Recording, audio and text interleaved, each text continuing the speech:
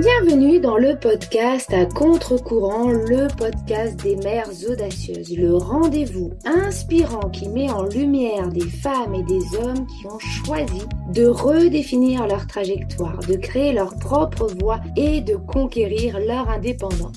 Je suis votre hôte, Nathalie Grimaud-Morvillet, et je suis honorée de vous accompagner dans ce voyage extraordinaire. Après plus de 15 ans en tant que salariée dans le domaine du marketing digital et après 4 discriminations à la maternité, j'ai décidé de prendre mon indépendance pour mieux profiter de mes enfants sans renoncer à ma carrière professionnelle. Avec la tribu digitale, j'aide désormais les parents à en faire de même. Dans ce podcast, à chaque épisode, nous vous présenterons des histoires captivantes de mères audacieuses, de pères engagés, mais surtout de parents déterminés qui ont trouvé le courage de se réinventer pour mieux concilier leur vie personnelle et professionnelle. Qu'il s'agisse de maman, de papa ou de famille, notre podcast est un espace où chacun peut trouver une source d'inspiration, de conseils et de perspectives pour embrasser un avenir empreint de flexibilité, d'épanouissement et de conciliation, ainsi que de succès. Si vous êtes à la recherche de nouvelles manières de penser et ou de travailler, ou encore d'astuces, c'est le podcast qu'il vous faut. Prenez dès à présent votre boisson préférée et c'est parti. Retrouvons-nous dans le nouvel épisode du jour. Bonjour à toutes et à tous et bienvenue dans ce nouvel épisode de podcast à contre-courant, le podcast des mères audacieuses. Aujourd'hui, nous recevons Baya, une maman dynamique et résiliente qui, après plusieurs années en tant que comptable, a décidé de se réinventer dans le marketing digital. Peu de temps après avoir lancé son activité d'indépendante, elle a découvert qu'elle attendait son troisième enfant. Et dans cet épisode, Baya va nous partager son parcours, ses choix, ses défis, ses réussites et les leçons qu'elle a apprises. Je suis ravie de l'accueillir. Bonjour Baya, quel Bonjour. plaisir de t'avoir pour ce nouvel épisode. Bonjour Nathalie, merci. Je suis ravie que tu me l'aies proposé. Alors, pour commencer cet épisode, est-ce que tu peux te présenter à celles et ceux qui nous écoutent? Oui, bien sûr, j'ai 37 ans, je suis mariée en couple avec mon conjoint depuis 20 ans. Nous avons 3 enfants et j'habite près de Nantes. Et j'en suis à mon troisième métier. Alors, justement, tu as 3 enfants, mais depuis quand es-tu maman? Je suis maman depuis 7 ans, j'ai 3 fils de 7 ans, 4 ans et 5 mois. Est-ce que tu peux nous raconter comment nous nous sommes rencontrés? Alors, j'étais en pleine reconversion. J'ai fait la formation développer son activité via le web marketing au deuxième trimestre 2023. Avec effectivement la tribu digitale et c'est comme ça que nous avons pris attache et que nous avons échangé. Et puis aujourd'hui, nous avons régulièrement des relations, d'autant plus que tu n'habites pas très loin de là où mon fils aîné fait ses études. C'est vrai. On aura l'occasion de se voir en vrai bientôt. Exactement. Si tu étais une femme à impact connu, qui serais-tu? Mais surtout, pourquoi? Alors, c'est la première fois que je me pose cette question. Merci de me la poser parce qu'elle m'a donné un peu de fil à tordre. Je dirais comme ça Michelle Obama pour ses valeurs, son audace, sa confiance en soi, ses actions en faveur de l'éducation, du sport pour tous, et notamment des enfants et des familles les plus démunies. Le fait aussi qu'elle existe, qu'elle continue de réaliser des actions qui lui tiennent à cœur, alors que son mari était président des États-Unis. Puis aussi, ce que j'aime, c'est dans leur couple, c'est le soutien qu'ils ont l'un pour l'autre dans toutes les démarches que chacun entreprend. Voilà. Effectivement, Michelle Obama, c'est aussi une personne que j'admire énormément et qui fait beaucoup. Et comme tu le dis, qui en plus en couple donne vraiment une image très unie et très respectueuse de l'homme comme de la femme. Exactement. Pour rentrer dans le vif du sujet, est-ce que tu peux nous expliquer pourquoi et comment ton parcours entrepreneurial a commencé? Eh bien, je vais commencer par comment? Du coup, pour comprendre, je vais raconter mon parcours professionnel. Donc, j'ai commencé à travailler dans l'associatif. J'accompagnais des jeunes de 16 à 25 ans, issus de quartiers populaires, qui voulaient monter des projets, notamment à visée d'intégration et éducative. Je créais également des projets éducatifs à destination de ces mêmes jeunes. Alors, c'était un travail très enrichissant. J'étais jeune, j'avais 23 ans. J'ai travaillé là-bas quelques années, mais également très prenant. je me suis littéralement épuisée. Et du coup, j'ai eu besoin de trouver un emploi tout aussi passionnant, mais qui me permette de mieux concilier ma vie professionnelle et ma vie personnelle. Après, un petit laps de temps de 2 ans où j'ai fait plusieurs missions d'intérim, des petits contrats, des CDD, pour vraiment trouver ce que j'avais envie de faire. Puis, ma dernière expérience pendant ces 2 ans, qui a été vraiment déterminante, j'étais assistante comptable dans une PME. Et donc, en fait, on m'a fait confiance, on m'a appris une petite notion de comptabilité, mais on m'a vraiment formée à la comptabilité, à la paye. J'étais un peu l'assistante du chef d'entreprise et ça m'a beaucoup plu. Et c'est ce qui m'a donné envie de reprendre une formation par correspondance pendant 2 ans. Et en parallèle, je travaillais en tant que secrétaire dans le monde associatif également sur Nantes. Et Ok. puis, au bout de ces 2 ans de formation en comptabilité par correspondance et de secrétariat, je commençais à m'ennuyer. Ça m'arrive souvent.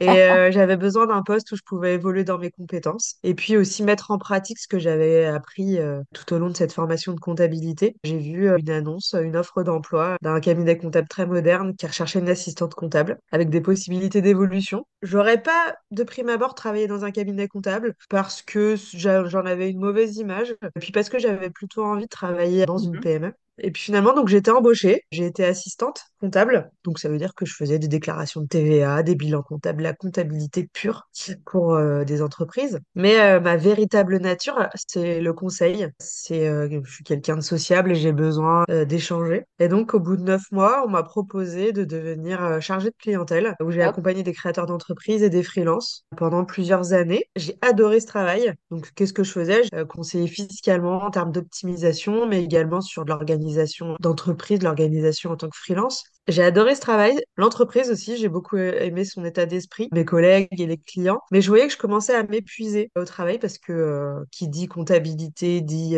période fiscale, grosse charge de travail pendant les 6 premiers mois de l'année. J'avais un portefeuille à la fin de 200 clients, qui fait qu'un déséquilibre pro et perso s'est fait ressentir. C'est pour ça que je me suis dit, en étant en contact de freelance, de gens qui arrivaient à adapter des fois des activités passion avec leur vie de famille, leurs aspirations, leurs centres d'intérêt, pouvaient essayer de réussir à concilier les deux et d'être heureux. Donc c'est ce que j'ai eu envie de passer le pas. Et c'est ce que j'ai fait en octobre 2022. J'ai quitté ce cabinet comptable pour créer ma propre activité. Alors, ce qui est marrant, c'est que c'est aujourd'hui mon cabinet comptable. Euh, Mais c'est aussi celui de nombreuses membres de la communauté, d'ailleurs, puisque c'est un de nos partenaires.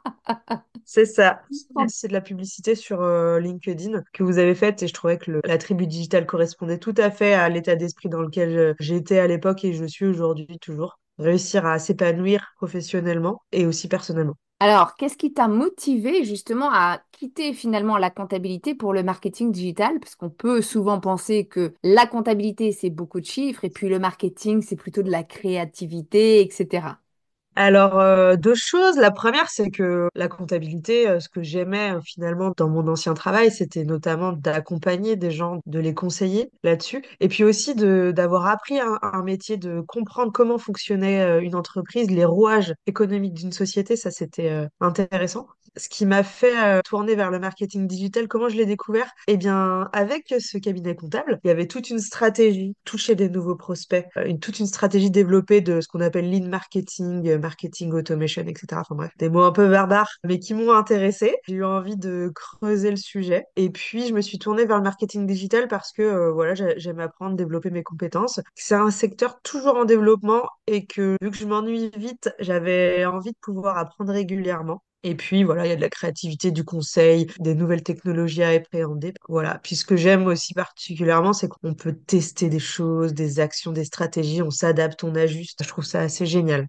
Effectivement, je te confirme, toi qui aimes bien apprendre et développer tes compétences est un secteur dans lequel on apprend toujours et on ne peut pas finalement rester sur ses acquis, sinon on va vite, vite être Dépassé. dépassé.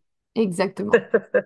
C'est d'ailleurs pour ça que voilà, tu as continué de me former sur la partie Google Ads, donc les campagnes publicitaires sur Google cette année. Et puis, dernièrement, j'ai commencé une formation en référencement naturel. Donc, oui, je n'arrête pas de me former. Je vais peut-être arrêter un petit peu pour mettre tout ça en pratique auprès de mes clients ou de futurs. Exactement, c'est vrai. C'est vrai que c'est l'avantage, c'est qu'on peut après proposer des prestations complètement différentes d'un client à l'autre. Alors, Changer de métier, c'est pas toujours évident. Là, tu nous as montré que bah, régulièrement, tu as fait des reconversions, mais plus précisément, quels ont été tes plus grands défis lors de ta transition vers le marketing digital? Oh, bah, il y en a plusieurs. En effet, déjà dans un premier temps, la partie technique, c'est-à-dire appréhender des nouveaux outils, c'est pas ce sur quoi j'excelle. Bien les choisir en fonction de ce que je souhaite faire pour mes clients, les maîtriser pour aussi les conseiller. Ça, c'est une partie importante. Donc voilà, la partie technique, mais également bien comprendre et bien appréhender une stratégie digitale avec ses différentes facettes et leviers, comment ils pouvaient s'imbriquer et pouvoir les proposer à un client. Voilà, ça a mis un peu de temps, mais ça va. C'est pas mon plus grand défi, mais je trouve que c'est important de le maîtriser. Il fallait que ça soit fluide dans ma tête pour pouvoir l'expliquer ensuite au client. Et puis mon plus grand défi, je crois, c'est surtout de se donner des priorités. Ce que je n'ai pas tendance à faire souvent, freiner mon enthousiasme pour rationaliser mes actions, c'est-à-dire de pas tout faire en même temps, d'y aller progressivement pour réussir, tout simplement, pour réussir ce qu'on entreprend. Mais oui, c'est vrai qu'on dit toujours, Paris ne s'est pas fait en un jour, mais parfois, certaines d'entre nous, on est très très pressés, on veut tout faire, mais on n'a que 24 heures, donc tout ne rentre pas. Et comme tu dis, il faut prioriser, c'est pas forcément toujours évident. Alors, parlons maintenant de tes réussites. De quoi es-tu la plus fière dans ce parcours de reconversion? Ce dont je suis le plus fière, c'est d'avoir réussi ma deuxième reconversion, d'avoir validé la formation de la tribu digitale en web marketing, en fait, d'avoir obtenu ma certification. Et puis également, voir que je signe de nouveaux clients, c'est-à-dire que, en fait, mon premier client a été l'entreprise de mon conjoint. Et du coup, ma plus grande réussite est de voir que mon travail a fait parler de moi. Et là, je viens de signer de nouveaux contrats. Donc, ça m'a confirmé que j'étais à la bonne place, que c'est ce que je voulais faire, qu'il y avait autant une partie créative que j'aime, qu'une partie aussi très chiffre aussi, quand on doit faire des reportings, mais également une partie stratégie que je me suis découverte. On sait pas ça de moi. Voilà. Donc je pense qu'aujourd'hui, j'ai trouvé ma place. On ne dit toujours jamais 203, et là, c'est mon troisième métier, donc je pense que ce sera le bon. Eh ben, on l'espère. En tout cas, nous, on est ravis de t'avoir dans la communauté. Alors, j'en parlais en introduction parce que finalement, une fois que tu as finalisé donc ta reconversion, que tu as lancé ton entreprise, tu as découvert que tu étais enceinte de ton troisième enfant. Comment tu as géré finalement cette, quelque part, cette double naissance, la naissance de ton activité et puis la naissance de ton petit bout? Alors, Nathalie, bonne question. Comment j'ai fait pour gérer cette nouvelle d'être enceinte de mon troisième enfant juste après le lancement de mon entreprise? Alors, il faut dire déjà dans un premier temps que c'est un véritable choix. Ce n'est pas une surprise d'être enceinte. Aussi parce que vu que je l'avais prévu, j'ai pris cela en compte dans le choix, dans le statut juridique de ma société pour que je puisse toucher une indemnité de congé maternité. Donc ça, c'est sur la première partie. Mais réellement, je crois pas m'être réellement rendu compte des challenges qui m'attendaient. Parce que être à son compte, ça permet dans un premier temps de gérer son temps. Comme j'en avais besoin, j'ai eu très fatiguée pendant ma grossesse et donc j'ai pu me reposer et travailler sur des temps plus concentrés. J'ai pu travailler en fait vraiment jusqu'à l'accouchement de mon enfant. Mhm. Mais il faut aussi savoir tout gérer. C'est-à-dire que vu que c'était le lancement de mon entreprise, j'ai préféré ne pas faire appel à d'autres freelances pour me remplacer parce que c'était un peu le début et je préférais maîtriser mes prestations, les prestations auprès de mes clients avant de déléguer. Ça n'a pas été simple tous les jours, mais on parlera de mes plus grandes leçons que j'ai apprises en tant qu'entrepreneuse et maman juste après. Ben, effectivement, c'est vrai qu'on ne se rend pas forcément compte. Il y a des gros avantages à être entrepreneuse, même lorsqu'on est enceinte ou lorsqu'on a un petit bébé. Mais ça demande aussi de jongler et c'est pas toujours évident. Justement, qu'est-ce que tu as appris sur cette période un petit peu compliquée qui a suivi la naissance, où tu devais à la fois gérer ton petit bout de chou et puis à la fois tes clients? En fait, j'ai appris, mais je le savais déjà, mais ça m'a vraiment confirmé sur le fait qu'il fallait s'entourer, demander de l'aide quand on en avait besoin et pas trop attendre, mais également s'écouter, se préserver. Clairement, c'est ce que je peux faire aujourd'hui grâce à ce métier, au fait que je sois à mon compte. Mais également, je pense que c'est important d'investir en soi, formation, coaching, accompagnement, sport, santé, parce que finalement, vu qu'il y a que moi dans mon entreprise, sans moi, l'entreprise ne fonctionne pas. Et oui. Donc ça, c'est vraiment ce que j'ai compris pendant ces quelques mois, mais également être bienveillant envers soi, envers les autres, tout en se challengeant quand même, mais sans pression et sans stress. J'ai tendance à le faire un peu pour moi. Ce que j'ai appris également, ce qui est pas toujours évident de mon côté, c'est de dire les choses quand ça me contrarie, les verbaliser pour pouvoir trouver des solutions. Mm. J'ai appris aussi qu'il fallait continuer d'apprendre, de s'adapter, même en étant prête à se réinventer. Et ça m'a permis, ce congé maternité où j'ai autant travaillé que m'occuper de mon bébé, de réaffirmer le fait que c'est mieux pour moi, pour mon bébé, ma famille, d'avoir des temps aussi séparés. On m'a beaucoup posé la question si j'allais faire garder mon enfant à la fin de mon congé de maternité. Et oui, parce que je peux pas travailler avec un enfant, avec des enfants même. Je tire mon chapeau à celles et ceux qui y arrivent. Mais en tout cas, ce n'est pas du tout ce que je souhaite. Et ma plus grande leçon, je crois, c'est se faire confiance, enfin de toujours être sûr que je vais y arriver, réussir à tout gérer. Et même si j'y arrive pas, de trouver une solution pour que je sois sereine, satisfaite, heureuse. Ouais. Je suis tout à fait d'accord avec toi. C'est vrai que souvent on voit les problèmes, mais on ne voit pas qu'il y a des solutions. Alors, c'est peut-être pas la solution idéale, mais c'est la solution ou les solutions, parce que parfois on en a plusieurs, qui peuvent résoudre la problématique dans laquelle on est. Et comme on a aussi beaucoup en tant que femme et encore plus en tant que mère, ce syndrome un peu, on veut que tout soit parfait, etc. On veut la solution parfaite, mais parfois la solution parfaite n'existe pas. Et donc, trouver d'autres solutions et apprendre à faire travailler son cerveau justement pour trouver d'autres solutions, c'est ce qui peut nous permettre de trouver une situation qui, ok, n'est peut-être pas idéale dans l'absolu, mais convient par rapport à nos différentes problématiques et par rapport à ce que l'on souhaite aussi. On a vu un petit peu tout ton parcours, on a vu aussi ton début en tant que jeune maman et nouvelle entrepreneuse. Merci beaucoup d'ailleurs de nous avoir partagé tout cela dans ce podcast. Est-ce que tu peux nous partager pour finir un moment particulier que tu souhaiterais nous présenter en lien avec le sujet du jour? Oui, un moment particulier. Alors, il y a plusieurs choses dans les grandes leçons que j'ai apprises en tant qu'entrepreneuse. Il y a la première, savoir s'entourer, demander de l'aide. L'histoire, c'est que j'ai travaillé jusqu'à l'accouchement de mon dernier enfant en avril dernier et j'attendais depuis plusieurs semaines que le budget d'un gros projet marketing se débloque. Et il s'avère qu'il s'est débloqué pile la semaine où mon fils est né. Ben, Et bien du coup, sûr. il fallait... Voilà, Sinon, c'est c'est pas toujours comme marrant. ça que ça arrive. Dès que le budget a été débloqué, il fallait que je mette en place le projet, c'est-à-dire lancer des campagnes de publicité pour 3 clients. J'ai donc fait appel à une prestataire, une des mamans de la tribu digitale, et à toi, Nathalie, pour m'aider au montage et au lancement, parce que je n'aurais pas pu techniquement, émotionnellement, spirituellement le faire toute seule. J'avais besoin de soutien.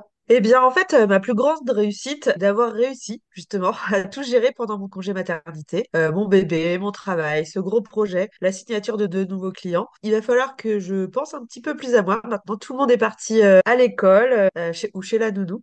Et du coup, je vais pouvoir continuer de développer mon entreprise, aller chercher de nouveaux clients et puis prendre du temps pour moi, prendre soin de moi. Mm.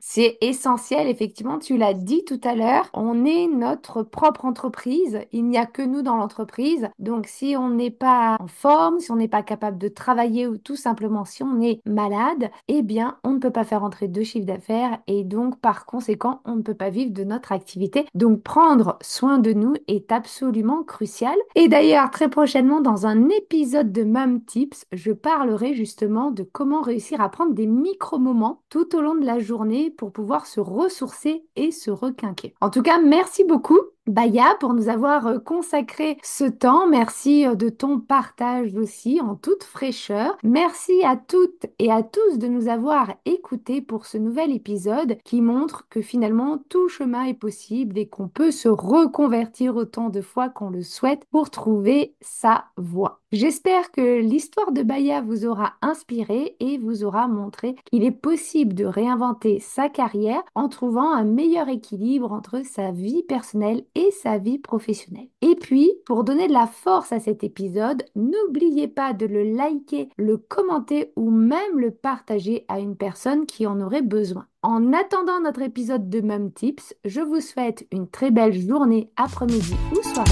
et prenez soin de vous.